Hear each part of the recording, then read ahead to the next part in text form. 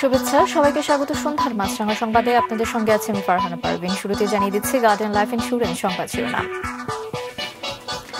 সরকারি চাকরিতে কোটা সংস্কারের দাবিতে ঢাকা সহ বিভিন্ন এলাকায় আজও সড়ক অবরোধ করে বিক্ষোভ করছে শিক্ষার্থীরা। এতে পরপর দ্বিতীয় দিনের মতো চরম দুর্ভোগে পড়ে সাধারণ মানুষ। রাজধানীর শাহবাগে পুলিশের ব্যারিকেড ভেঙে সড়কে অবস্থান নিয়েছে আন্দোলনকারীরা।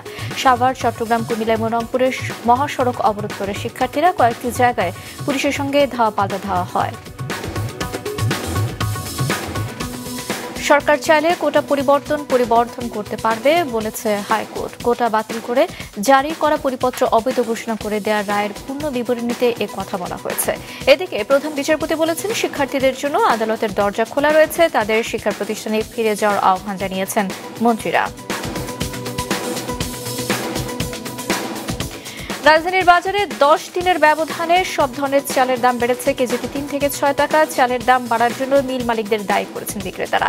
অন্যদিকে চালকল মালিকদের দাবি, মৌসুমী ব্যবসায়ীরা ধানের মজুত করে বাজার অস্থির করে তুলছে। আর বিশ্লেষকরা বলছেন, দাম বাড়ানো ব্যবসায়ী কৌশলের অংশ। শুনছিলেন শিরোনাম, এবার বিস্তারিত সংবাদ। কোটা সংস্কারের দাবিতে বৈষম্য বিরোধী ছাত্র আন্দোলন আজও বাংলা ব্লকেট কর্মসূচি পালন করছে। পুলিশের ব্যারিকেড ভেঙে তারা অবস্থান করে রাজধানীর শাহবাগে। কুমিল্লা সহ কয়েক জায়গায় আন্দোলনকারীদের সঙ্গে পুলিশের সংঘর্ষ হয়েছে। আর অবরোধের কারণে সাধারণ মানুষ চরম ভোগান্তিতে পড়ে। কোটা সংস্কারের দাবিতে আন্দোলনরত শিক্ষার্থীদের জোয়ারে মুহূর্তেই ভেঙে যায় দাঙ্গা পুলিশের 4 স্তরের ব্যারিকেড। শিক্ষার্থীদের স্রোতে পিছু হটে জলকামান, সাজোয়া জানো। নিমিষে শাহবাগে অবস্থান নিয়ে বিক্ষোভে ফেটে পড়ে শিক্ষার্থীরা। এর আগে বিভিন্ন কলেজ বিশ্ববিদ্যালয়ের শিক্ষার্থীরা বেলা 3টায় প্রথমে জড়ো হয় সায়েন্স ল্যাবের মোড়ে। তবে সেখানে পুলিশি বাধায় টিকতে না পেরে শিক্ষার্থীরা মিছিল নিয়ে একে একে জড়ো হয় টিএসসি থেকে শাহবাগ হয়ে পরিবাগের মোড় পর্যন্ত।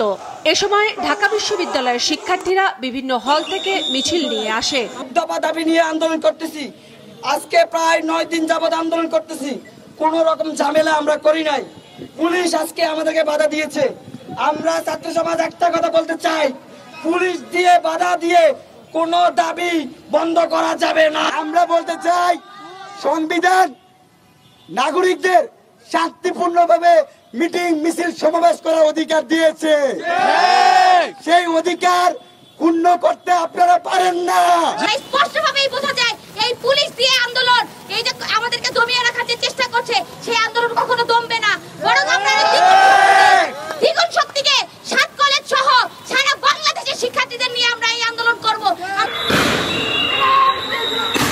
একই দাবিতে ঢাকা চট্টগ্রাম মহাসড়ক অবরোধ করে কুমিল্লা বিশ্ববিদ্যালয়ের শিক্ষার্থীরা। এ সময় বিশ্ববিদ্যালয়ের আনসার ক্যাম্প এলাকায় পুলিশের সঙ্গে শিক্ষার্থীদের পাল্টাপাল্টি ধাওয়ার ঘটনা ঘটে। ছত্রভঙ্গ করতে কাঁদানে গ্যাস ও ফাঁকা গুলি ছোড়ে পুলিশ। আহত হয় অন্তত 20 জন। প্রথমে পুলিশি বাধার মুখে পড়লেও পরে ব্যারিকেড ভাঙে জাহাঙ্গীরনগর বিশ্ববিদ্যালয়ের আন্দোলনরত শিক্ষার্থীরা। কোটা সংস্কারের দাবিতে অবস্থান নেয় ঢাকা আরিচা মহাসড়কে। রংপুরের রোকেয়া বিশ্ববিদ্যালয়ের শিক্ষার্থীদের বাংলা ব্লকেট কর্মসূচিতে বাধা দেয় ছাত্রলীগ। এ সময় ধাওয়া পাল্টা ধাওয়ার ঘটনাও ঘটে। চট্টগ্রাম বিশ্ববিদ্যালয়ের শিক্ষার্থীরা শহরের টাইগার পাস মোড়ে অবস্থান নিতে চাইলে বাধা দেয় পুলিশ। পরে 2 নম্বর গেট এলাকায় সড়কে বসে বিক্ষোভ চালিয়ে যান তারা। এবং আমাদের আজকের কর্মসূচি বিকেল 3টা থেকে, এবং আমাদের ঘোষণা দিয়েছিলাম সন্ধ্যা 6টা পর্যন্ত চলমান থাকবে, এবং আমরা 6টা সন্ধ্যা পর্যন্ত আমাদের কর্মসূচি চালিয়ে যাবো। পুলিশের কাজ করছে, ছাত্রছাত্রীদের কাজ করছি আমরা। কারণ আমাদের পুলিশি বাধা বা আইনি দিক থেকে কিন্তু শুরু থেকেই বলা হয়েছিল না নামতে রাজপথে। তারপর আমরা নেমেছি এবং তারপর আমাদের নামতে হচ্ছে বারবার। কোটা ব্যবস্থা সংস্কারের দাবিতে 1 জুলাই থেকে আন্দোলন করে আসছেন শিক্ষার্থীরা। তারা সারা দেশে একযোগে বাংলা ব্লকেট কর্মসূচি চালায়। কাউসার সোহেলি, মাছরাঙ্গা সংবাদ, ঢাকা। দর্শক, শিক্ষার্থীদের আন্দোলনের খবর জানাতে শাহবাগ থেকে সরাসরি যোগ দিয়েছেন আমাদের স্টাফ রিপোর্টার দাউদ হাসান। দাউদ, আন্দোলনকারীরা কতক্ষণ অবস্থান করবে এবং এর সাথে আমাদের জানাবেন যে আশপাশের সড়কের অবস্থা কেমন দেখতে পাচ্ছেন আপনি?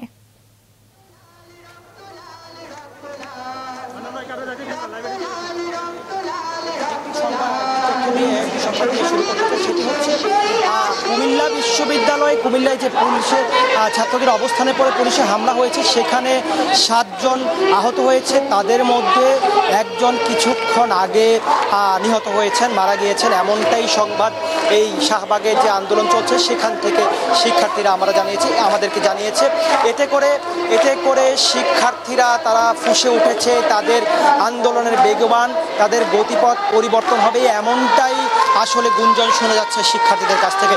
এর আগে আসলে দুপুর 3:30টার পর থেকে যে মিছিল বের হয়, এই মিছিল শুধুমাত্র শাহবাগে অবস্থান নেয়। শাহবাগে অবস্থান নেওয়ার পরে আশেপাশের যে এলাকাগুলো রয়েছে সেখানে যান চলাচল বন্ধ হয়। শাহবাগ যখন অবস্থান তার সেই সময় আসলে পুলিশের সাথে তাদের একটা বাকবিতণ্ড হয়, তবে কোনো ধরনের হামলা বা হতাহতের কোনো ঘটনা এখনো পর্যন্ত এই শাহবাগে পাওয়া যায়নি। তবে শিক্ষার্থীদের মধ্যে আজকে প্রথম থেকেই চাপা উত্তেজনা বিরাজ করছিল। তারা ধারণা করেছিল যে যখন তারা মিছিল নিয়ে বের হবে আসলে পুলিশ তাদের উপর হামলা করতে পারে, এমন আশঙ্কা তাদের মধ্যে আমরা প্রথম থেকে শুনতে পেয়েছি। শিক্ষার্থীরা যখন অবস্থান নেয় শাহবাগে, এতে করে শাহবাগের যান চলাচল বন্ধ রয়েছে এবং এর আশেপাশে যান চলাচল বন্ধ রয়েছে। তবে গত কয়েকদিনের তুলনায় যে ভোগান্তি আমরা লক্ষ্য করেছি তার তুলনায় কিছুটা কম, যেহেতু আজকে শুধুমাত্র শাহবাগ অবস্থান রয়েছে। আরেকটা বিষয় জানিয়ে রাখতে চাই, আজকে পূর্ব ঘোষিত অনুযায়ী তারা 3:30 থেকে বিকেল সন্ধ্যা 8টা পর্যন্ত আসলে অবস্থান নেওয়ার কথা রয়েছে। 8টার পরে তারা যে তাদের পরবর্তী দিনের কর্মসূচি জানাবে বলে আমাদেরকে জানিয়েছে। ফারহানা। দাউদ, ধন্যবাদ আপনাকে। দর্শক, কোটা সংস্কার আন্দোলন নিয়ে শাহবাগ মোড় থেকে জানাচ্ছিলেন দাউদ হাসান। কোটা সংস্কারের দাবিতে আন্দোলনকারীদের রাজপথ ছেড়ে শিক্ষা প্রতিষ্ঠানে ফিরে যেতে সরকারের পক্ষ থেকে আহ্বান জানানো হয়েছে। প্রধান বিচারপতি বলেছেন তাদের জন্য আদালতের দরজা খোলা রয়েছে। কোটা নিয়ে হাইকোর্টের দেওয়া রায়ের উপর আপিল বিভাগের স্থগিতাদেশ গতকালই প্রত্যাখ্যান করে বৈষম্য বিরোধী ছাত্র আন্দোলনকারীরা রাজপথে থাকার ঘোষণা দেয়। ঘোষিত কর্মসূচি অনুযায়ী আজও বাংলা ব্লকেট পালন করে। এই আন্দোলনকে পুঁজি করে কেউ রাজনৈতিক সুবিধা নেওয়ার চেষ্টা করছে বলে অভিযোগ করেছেন ছাত্রলীগ। ঢাকা বিশ্ববিদ্যালয়ের মধুর ক্যান্টিনে সংবাদ সম্মেলনে ছাত্রলীগ সভাপতি বলেন, আন্দোলনকারীদের সাথে পুরো ছাত্র সমাজ নেই। সুচিন্তিত সমাধান হওয়ার পরেও আমরা মনে করি যে যারা এটিকে প্রলম্বিত করতে চায় তাদের উদ্দেশ্যে শুভ নয় এবং সাধারণ শিক্ষার্থীরা অবশ্যই তাদের সঙ্গে কোনো অবস্থাতেই তাদের সঙ্গে সহমত প্রকাশ করবে না। আন্দোলনকে প্রলম্বিত করা, জনদুর্ভোগ তৈরি করা এবং আন্দোলনের যেখানে বিকল্প উপায় রয়েছে, আজকে তো রাস্তাঘাট অবরোধ করা, রেল অবরোধ করা, এগুলো না করে শিক্ষা প্রতিষ্ঠানে অভ্যন্তরিত রাজনৈতিক দাবি দেওয়া, যৌক্তিক দাবি দেওয়া তুলে ধরার একটি সুযোগ তাদের সবসময় রয়েছে। এদিকে স্বরাষ্ট্রমন্ত্রী বলেছেন, রাস্তায় ব্যারিকেড দিয়ে জনগণের দুর্ভোগ সৃষ্টি করলে পুলিশ বসে থাকবে না। আমাদের এই ছাত্র সমাজ তাদের কুমন্ত্র তাদের কানে নিবে না। তারা যেহেতু এটা মীমাংসার পথে চলে গিয়েছে, তারা তাদের এই যে স্ট্রাইক সেগুলো উইথড্র করে তাদের ফিরে যাবেন। কোটা সংস্কারের দাবিতে শিক্ষার্থীদের চলমান আন্দোলনকে একটি মহল সরকার বিরোধী আন্দোলনের রূপ দেওয়ার পায়তারা চালাচ্ছে বলে অভিযোগ করেছেন আওয়ামী লীগের সাধারণ সম্পাদক। ধানমন্ডিতে এক ব্রিফিংয়ে তিনি কথা বলেন, ওরা সরকার বিরোধী আন্দোলন চায়, সে খায়েশ পূর্ণ হতে দেব। যদি কেউ রাজনীতির ফাঁদে ফেলতে চায় সেটা আমরা রাজনৈতিকভাবেই মোকাবেলা। অন্যদিকে কোটা আন্দোলনকারীদের জন্য আদালতের দরজা সবসময় খোলা রয়েছে বলে জানিয়েছেন প্রধান বিচারপতি ওবায়দুল হাসান। সকালে আপিল বিভাগে একটি মামলার শুনানিতে সিনিয়র আইনজীবীদের উদ্দেশ্যে তিনি বলেন, কোটা নিয়ে যারা আন্দোলন করছেন তাদেরকে বলুন তাদের দাবিগুলো আইনজীবীদের মাধ্যমে আদালতে তুলে ধরতে পারেন, সেটি গুরুত্ব সহকারে শোনা হবে। আপিল বিভাগের পর্যবেক্ষণ ও নির্দেশনা পালন করতে বিশ্ববিদ্যালয়ের মঞ্জুরি কমিশনও একটি প্রেস বিজ্ঞপ্তি দিয়েছে। মাহমুদুল হাসান, মাছরাঙা সংবাদ, ঢাকা। এদিকে 2018 সালে কোটা বাতিল করে জারি করা পরিপত্র অবৈধ ঘোষণা করে দেওয়ার রায়ের মূল অংশ প্রকাশ করেছে হাইকোর্ট।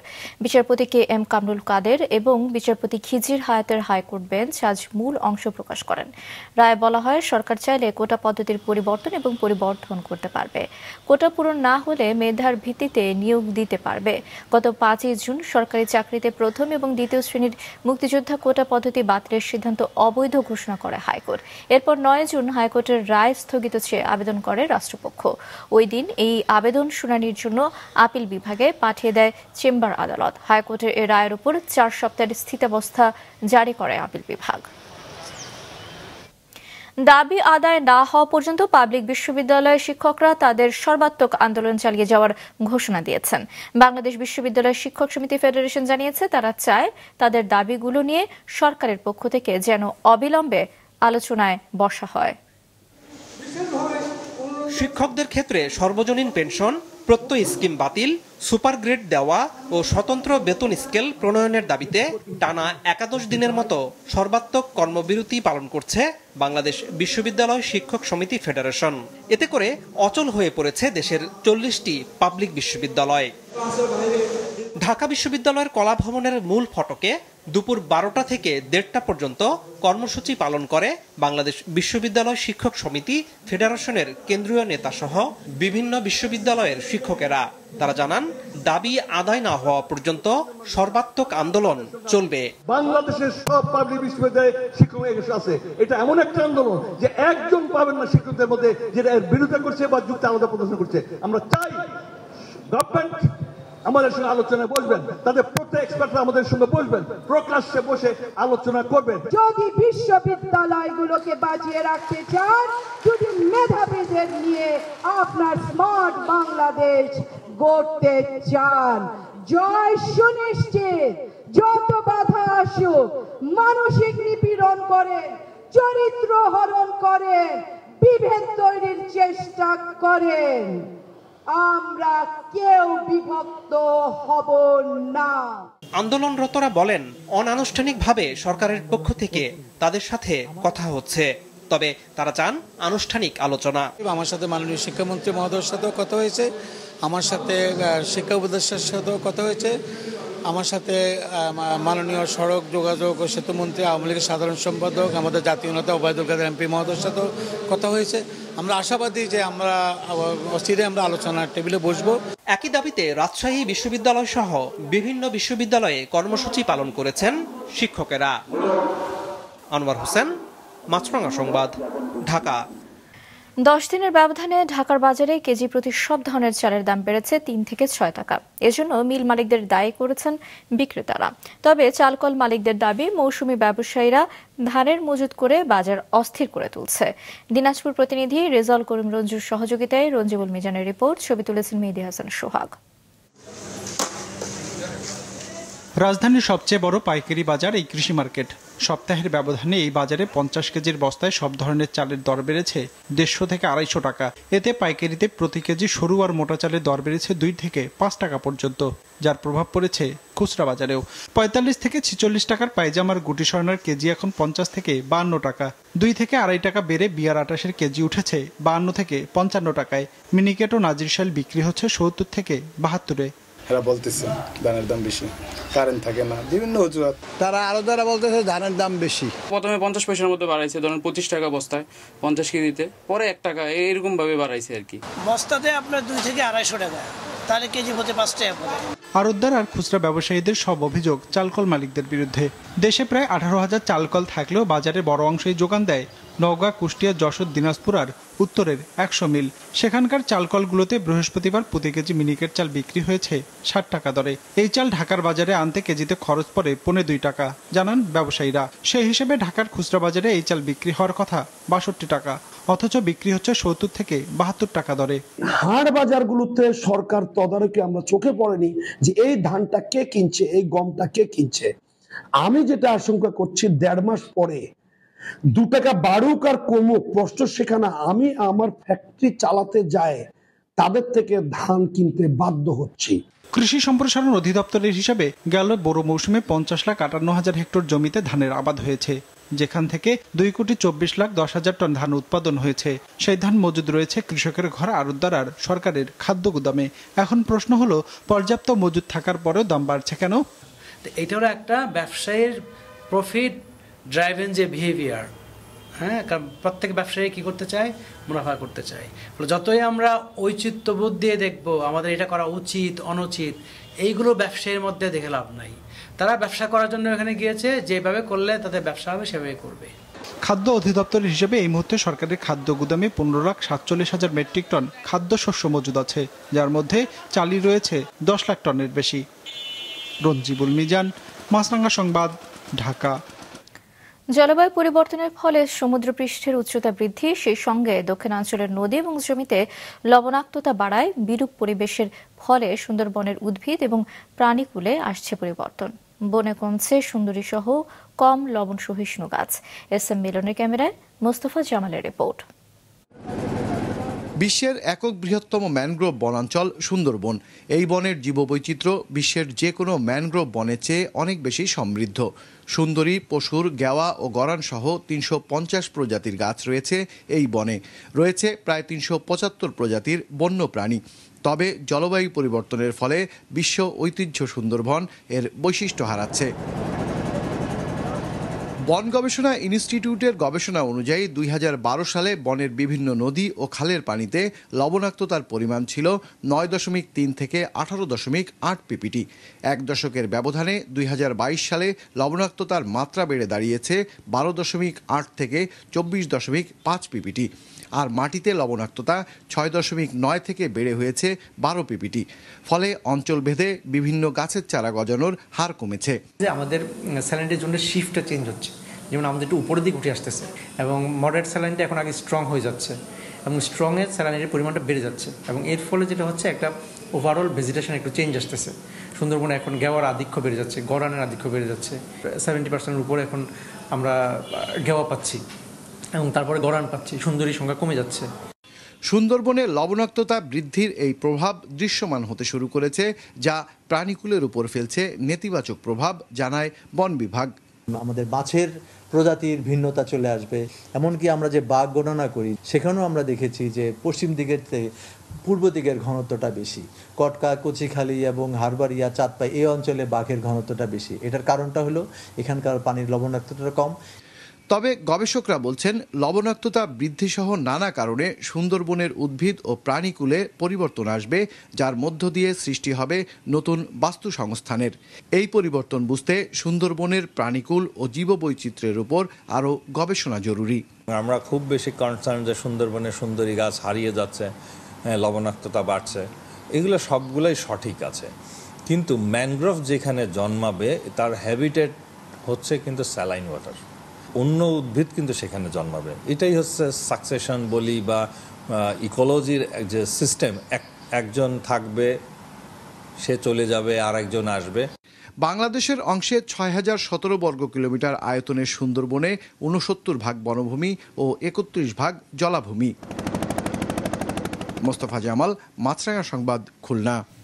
দেশের 9টি নদ নদীর পানি 19টি পয়েন্টে বিপদসীমার উপর দিয়ে বইছে। কুড়িগ্রাম, গাইবান্ধা, জামালপুর, বগুড়া, সিরাজগঞ্জ এবং সুনামগঞ্জে সার্বিক বন্যা পরিস্থিতির আরও অবনতি হয়েছে। কুড়িগ্রামে তিস্তা, ধরলা এবং দুধকুমার সহ সবকটি নদ নদীর পানি বাড়ছে। এতে জেলায় বন্যা পরিস্থিতির আরও অবনতি হয়েছে। ঘরবাড়ি ছেড়ে অনেকে আশ্রয় নিয়েছে উঁচু বাঁধ এবং আশ্রয় কেন্দ্রে। গাইবান্ধায় তিস্তা, ধরলা, দুধকুমার এবং ঘাঘট নদীর পানি আগামী 24 ঘন্টায় বাড়তে পারে বলে জানিয়েছে বন্যা পূর্বাভাস ও সতর্কীকরণ কেন্দ্র। সিরাজগঞ্জের যমুনায় পানি বাড়ায় তলিয়ে গেছে 6,500 হেক্টর ফসলি জমি এবং 78টি শিক্ষা প্রতিষ্ঠান। সুনামগঞ্জে সুরমার পানি ছাতক পয়েন্টে বিপদসীমার 38 সেন্টিমিটার উপরে এবং 16 পয়েন্টে 34 সেন্টিমিটার বৃদ্ধি পেয়ে বিপদসীমার 10 সেন্টিমিটার নিচে রয়েছে। বন্যা কবলিত অনেক এলাকায় দেখা দিয়েছে খাবার এবং বিশুদ্ধ পানির সংকট। সুন্দর সংবাদ শেষ করছি, তার আগে গার্ডিয়ান লাইফ ইন্স্যুরেন্স সংবাদ শিরোনামগুলো আরো একবার। পুলিশের বাধা উপেক্ষা করে কোটা সংস্কারের দাবিতে ঢাকা সহ বিভিন্ন এলাকায় সড়ক অবরোধ, সাধারণ মানুষের চরম দুর্ভোগ। সরকার চাইলে পরিবর্তন করতে পারবে কোটা, বলেছে হাইকোর্ট। শিক্ষার্থীদের ক্লাসে ফিরে যাওয়ার আহ্বান মন্ত্রীদের। 10 দিনের ব্যবধানে চালের দাম বেড়েছে কেজিতে 3 থেকে 6 টাকা। পরস্পরের ওপর দায় চাপাচ্ছে মিল মালিক এবং ব্যবসায়ীরা।